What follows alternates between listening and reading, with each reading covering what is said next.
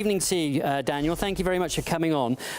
It's very interesting, this, isn't it? Because Dilma Rousseff claims that the impeachment is in itself a coup. Why does she say this? What are the arguments that she puts forward? Well, there's no question that this represents a giant setback for the masses of people of Brazil and the masses of people of Latin America.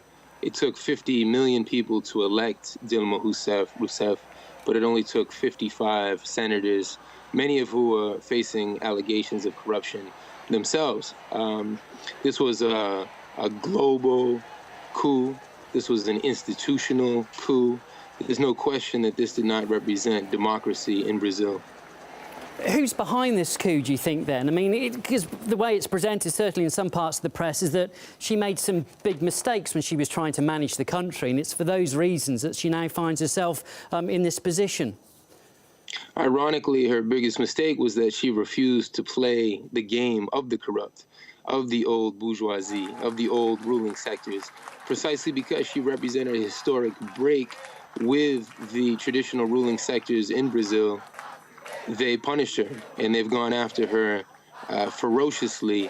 They'll never forgive her and Lula for the last 13 years of social gains when, for the first time in modern Brazilian history, the Brazilian people were entitled to, even though it was small pieces of this enormous economic prize or pie that is Brazil, a country of such immense mineral and gas wealth, the Amazon, the lungs of the world. This is what they could never forgive.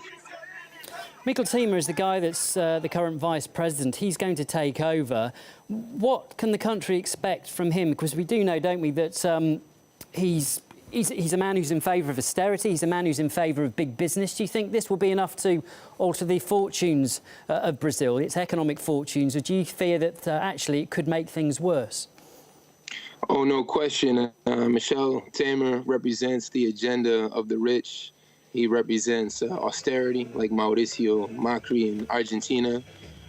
So we should be very wary of his agenda. The Financial Times in London this morning put out a statement that he is a dream for all investors. He's fulfilled investors' wish list. So no question that he represents a diametrically opposite pole to what Dilma Rousseff and the Workers' Party has represented. Many people have drawn parallels to what is going on in Brazil at the moment, to what actually happened in Argentina and the former president there, Cristina Kirchner. Do you draw parallels yourself? Do you think there are great similarities here in the way that leaders appear to have been removed from power? Yeah, across Latin America, we see the masses of people in motion, and we see the traditional leaders trying to push back the masses of people. Since Macri came into power and Cristina Fernandez stepped down, 137,000 Argentinian workers have been laid off from their jobs. They've been mobilizing across the country in massive mobilizations. Millions more have been plunged back into poverty. There's no question where the United States government stands.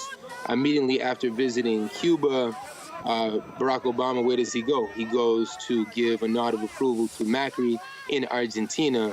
So it's very clear where Washington stands. And it's important to say that there's a lot of speculation about Cuba and where Cuba will go, but Cuba is stronger than ever in terms of a socialist agenda, an agenda that puts people's needs before profits.